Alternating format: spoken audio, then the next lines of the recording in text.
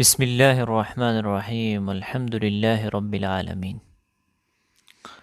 انسان اس دنیا میں جاہل پیدا ہوتا ہے، اور اللہ رب العزت نے انسان کے اندر ایسی صلاحیتیں رکھی ہے کہ اگر وہ ان صلاحیتوں کو استعمال کر لے تو پھر وہ بہت بڑا علم والا بن سکتا ہے۔ ان صلاحیتوں میں سے جن کے ذریعے سے وہ علم حاصل کر سکتا ہے، آنکھ ہے،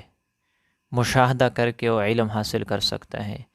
کان ہے، کان کے ذریعے سے مختلف باتیں وہ سن کر وہ مختلف علوم حاصل کر سکتے ہیں۔ اسی طرح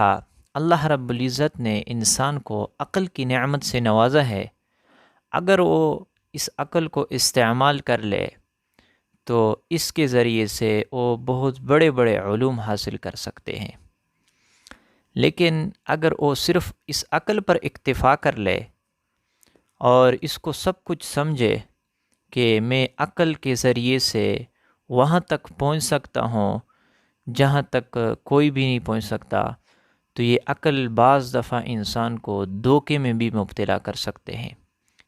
اس لیے عقل کا بھی انتہا ہے، یعنی جس طرح ہم آنکھ کے ذریعے سے ایک محدود جگہ تک مشاہدہ کر سکتے ہیں، کان کے ذریعے سے ہم محدود جگہ سے آواز سن سکتے ہیں، اسی طرح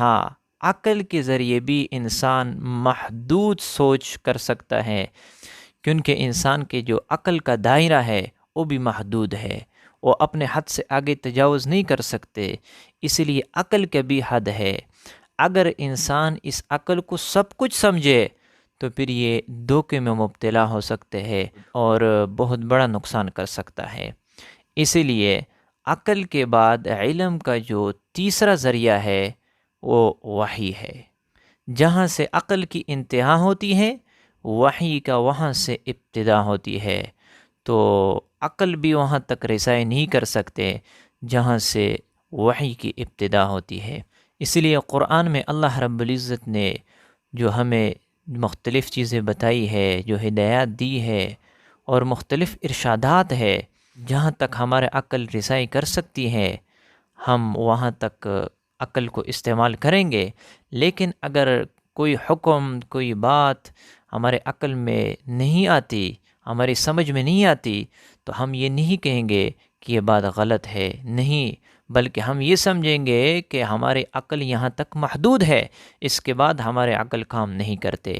قرآن میں بھی ایسے باتیں ہیں، جنت اور جہنم کی باتیں ہیں، وہاں تک عقل نہیں پہنچ سکتی۔ اس طرح حضور صلی اللہ علیہ وسلم نے جنت اور جہنم کا مشاہدہ کیا ہے، عقل وہاں تک نہیں پہنچ سکتی۔ تو اس لیے اگر ہم صرف عقل کو سب کچھ سمجھے تو پھر انسان بہت بڑا خسارہ اور نقصان کر سکتا ہے۔ علامہ ابن خلدون رحمۃ اللہ علیہ فرماتے ہیں کہ عقل بہت کام کی چیز ہے، اگر اسے اپنی جگہ استعمال کیا جائے، اس سے فائدہ اٹھائے تو پھر یہ بہت کام کی چیز ہے، لیکن اگر اسے حد سے زیادہ استعمال کیا جائے جہاں اس کی استعمال کی جگہ نہ ہو تو پھر انسان بہت بڑا نقصان کر سکتا ہے۔ قرآن میں اللہ رب العزت نے جو سود اور تجارت بیع کے جو فرق بتایا ہے، تو وہاں پر اگر ظاہر میں ہم دیکھ لیں تو بیع میں بھی نفع ہوتا ہے اور سود میں بھی نفع ہوتا ہے،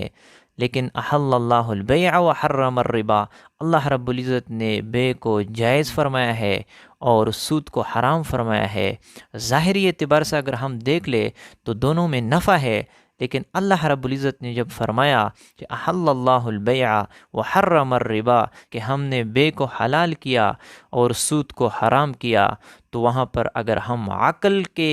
نظر سے ہم دیکھ لیں تو ہم سمجھیں گے کہ دونوں میں نفع ہے، کوئی فرق نہیں ہے، لیکن اللہ کا حکم ہے ہم مانیں گے۔ اگر ہم عقل وہاں تک پہنچ سکے پھر بھی ہم مانیں گے، اگر عقل وہاں تک ہماری نہیں پہنچتی پھر بھی ہم مانیں گے، کیونکہ یہ اللہ رب العزت کا حکم ہے، اور اللہ رب العزت کا حکم چاہے ہمارے عقلوں میں آئے یا نہ آئے ہم مانیں گے۔ اور یہ بات بندگی کا اظہار ہے، ہم اللہ کے بندے ہیں، وہ مالک ہے، جو حکم کرے ہم مانیں گے، چاہے ہمارے عقل میں آئے یا نہ آئے۔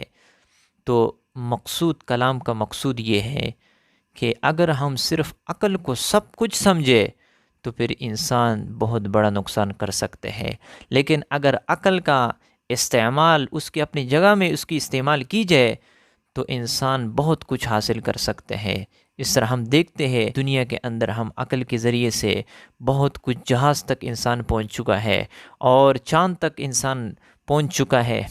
اسی طرح اگر انسان اس عقل کو اپنے حد میں استعمال کرے تو انسان بہت فائدہ اس سے اٹھا سکتا ہے۔ دیکھو چاند تک انسان پہنچ چکا ہے اور جہاز اس نے بنائے، ایسے ٹیکنالوجی اس نے ایجاد کی ہے اس عقل کے ذریعے سے کہ بندہ حیران ہو جاتا ہے۔ تو اس کی جائز استعمال اس کو جائز ہے، لیکن وہ اگر ہم حد سے تجاوز کر لے تو پھر ہم بہت بڑے نقصان کا شکار ہو سکتے ہیں۔